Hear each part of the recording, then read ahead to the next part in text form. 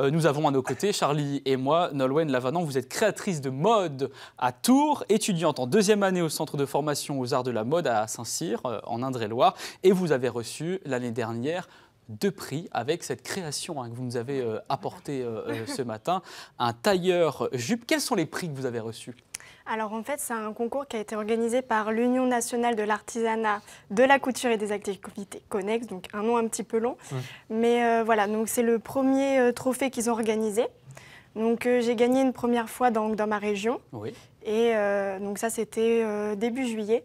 Et ensuite, du coup, j'ai fait les nationales, donc à Paris, début octobre. Et que vous avez remporté aussi. Exactement. Voilà, grâce, donc, Charlie, vous l'avez juste à côté de vous, à ce tailleur... J'hésite à la remporter d'ailleurs. Jupe. Ça ne m'ira pas, mais... C'est un terme assez technique. Quelles sont les matières que vous avez utilisées en fait, pour ce tailleur Alors, j'ai utilisé donc, du velours, et, de l'organza et de la mousseline. C'est très beau. Hein. Voilà. Ça, Charlie, vous allez pouvoir l'offrir à votre compagne. En tout cas, c'est une création unique pour le moment. Hein. Il n'y a pas de reproduction en fait, de ce tailleur jupe. Vous aimeriez justement le reproduire pour... Le vendre à Alors personne. Pourquoi pas. Donc là, ce serait plutôt du costume, je pense, parce que bon, le porter comme ça dans la rue, ça va être un petit peu compliqué. Tout à fait. Et vous avez puisé l'inspiration? Alors du coup, je suis partie de l'époque romantique, donc, parce qu'on avait donc un thème imposé qui était le romantisme. Donc moi, du coup, je trouvais ça plus intéressant donc, de partir sur cette époque romantique. Et c'est une période qui vous touche? Donc pas spécialement. C'est vrai que je l'ai découvert du coup donc suite du coup à ce concours.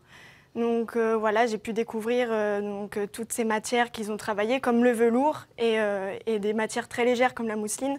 Donc c'est pour ça d'ailleurs que je les ai utilisées. Et la couleur très sombre aussi, c'était les costumes des romantiques de l'époque. Et tout ça, ça passe par des recherches, j'imagine, dans des livres, dans des... Oui, voilà, c'est ça, ouais. Des films peut-être?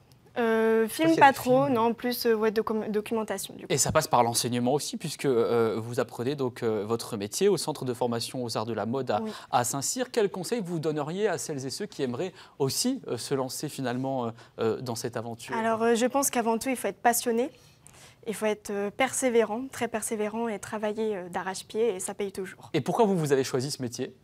Alors moi, en fait, c'est une passion depuis que j'ai toute petite.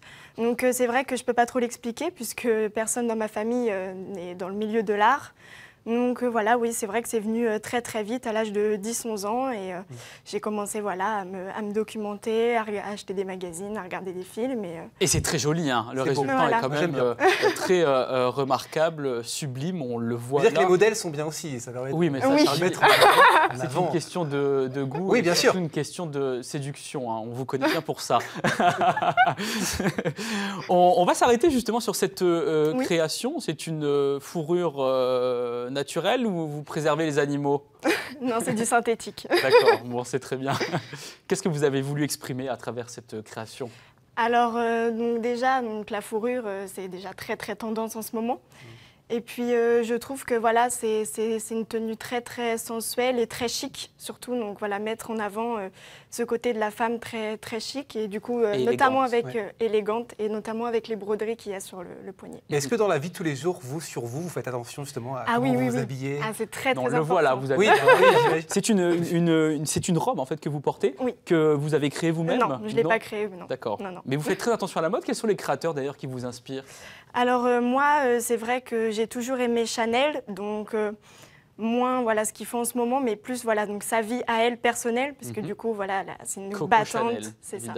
C'est une battante et voilà, elle a un fort caractère et je pense que c'est ce qui l'a vraiment aidé aussi à réussir à libérer la femme. C'est un modèle en fait que vous aimeriez suivre, vous aimeriez créer votre propre maison de couture. Oui. Donc là du coup, je finis ma formation donc au mois de juin. Et du coup, après, je me lance. Et d'ailleurs, dans la région. De tenue pour les hommes, non? Non, pas encore. Là, je cible plutôt la femme, mais oui, pourquoi pas. Après, m'ouvrir à l'homme, bien sûr. Évidemment, Charlie, vous pensez toujours à vous et vous avez bien raison, en tout cas, de faire attention à votre style. Puisque vous évoquez le mois de juin, Nolwenn, vous allez présenter une quinzaine de vos créations dans un lieu prestigieux, la région Centre-Val-de-Loire, le château de Montcontour, avec aussi des créations toujours inspirées du 19e siècle ou Alors, non, pas du tout. Donc là, en fait, je suis partie sur une collection plus haute couture, donc avec beaucoup de robes de soirée. J'utilise des tissus comme voilà, des sequins, de la soie, Donc des tissus très légères et aussi très lourdes. On pourra voir justement ce que je tiens entre les mains. Voilà, c'est ça. Donc là, vous avez le sequin juste à côté en échantillon. Le sequin, alors, donc c'est ça? C'est cette partie-là ou c'est cette partie-là? Juste au-dessus. Juste au-dessus, en fait, Voilà. j'avais une chance sur 3. Donc c'est cette partie-là, c'est un sequin, c'est quoi finalement? C'est un terme technique qu'on ne connaît pas trop lorsqu'on Alors parle en fait, mode. les sequins, c'est les petites perles que vous avez sur le tissu. Donc en dessous, c'est de la soie, donc ils ont été rebrodés. D'accord, ces rebrodés petites dessus. perles qui rappellent un petit peu, on va dire, les strass que l'on a sur les costumes un peu disco. Ça me fait penser à ça en tout cas. Oui, quand mais le on modèle on n'est le pas voit. très disco, par contre. Non, le modèle n'est pas disco, Oui, ça, dans les ambiances c'est important Côte de le d'Azur. souligner, bien évidemment. Merci Nolwenn, en tout cas, d'avoir été Merci à vous. avec nous dans 9h50 le matin. On souhaite vraiment que vous puissiez un jour lancer votre propre maison de couture, Merci. mais d'ici là, on pourra donc découvrir vos créations, je le rappelle, au château de Montcontour. Voilà, le 9 juin. Et